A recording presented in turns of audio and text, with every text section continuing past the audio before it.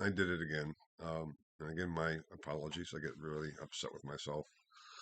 So this will be part three. I just hope this won't be too much of a distraction.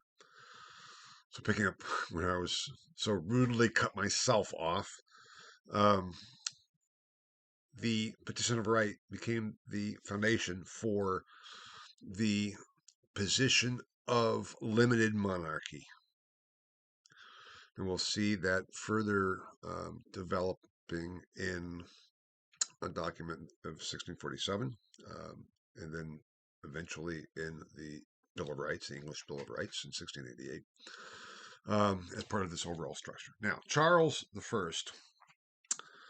at first did not accept the Petition of Rights, but there were some negotiations back and forth, and he finally did, agreed to it, and there was great celebration. The church bells rang and everything, wonderful. But that was simply kind of a way to end negotiations for Charles, because then in 1629 he dismissed Parliament. Now, between 1629, after he dismissed Parliament, and then when he calls it back in 1640, there was no Parliament. It was just Charles attempting to affect the policies in some ways of his father James, but to put them into more practical effect and really bring them about actually, which was to unite the kingdoms of England, Scotland, and Ireland administratively, and not just based on his own person. Meaning, as King of England, as King of Scotland, as King of Ireland, they all had separate parliaments, they all had their separate governments. And Charles said, no, we're going to unify that all under one. So there'll be one parliament for all three parts of it. There'll be Great Britain and Ireland. It's going to be all together. And we will impose an episcopal structure, the Anglican church structure, on it all. Now, for the Scots, this was a real problem because even though there were Anglican factions within Scotland, there were even Catholic factions within Scotland and the Highlands, and so there were the majority were Presbyterians, and so it was this opposition. Well, how dare you try to impose a completely opposed and Roman church structure on us? And it became known as the Bishops' War that broke out in 1639 and 1640, where the Scottish forces rebelled against Charles I's attempts to impose his episcopal structure. This became known as the Bishops' War. And in that context, to fight this war, Charles realized he needed more money. And so he calls Parliament back into session in 1640. And Parliament was to stay in session in some ways until 1660. It's been known as the Long Parliament. There was an attempt early on, just for a couple of weeks, in 1639, known as the Short Parliament, and then the Long Parliament. And this is really kind of the immediate background to the Civil Wars.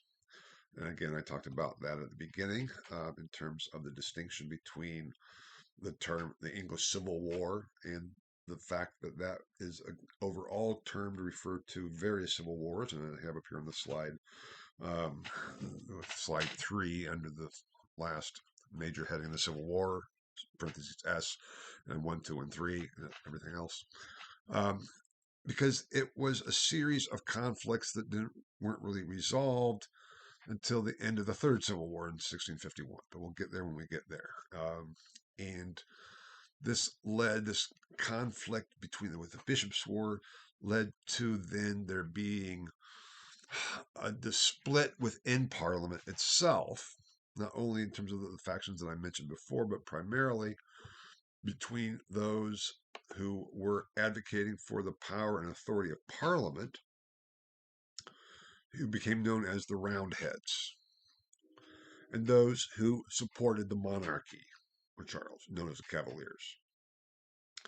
So these were the two major factions at odds, which kind of starts with the Petition of Right, and the divisions just get deeper and deeper as Charles is attempting to further the cause of the monarchy and the absolutist structures and natures of the monarchy over these three different kingdoms. So that's kind of the context here of what's going on. And we have the outbreak of the First Civil War in 1642, where both the Cavaliers and the Roundheads commandeered military forces to support their positions. So it wasn't simply, a military or a theoretical action. It was a military action with troops on both sides. There's no standing army yet. These are nobles who are supporting one position or the other. Then we'll get to a new standing army, and the new model army is what it's called shortly, but that's not there yet. I mean, the military throughout medieval Christendom and on into this period, there was not really an institution of the military. The military consisted of the nobles, who were, by definition, fighters, knights. This is beginning to change, but this is still the case. And they would then muster their own troops and supports, being called up by the king to go to war against another kingdom. That is what led to this military split, so to speak.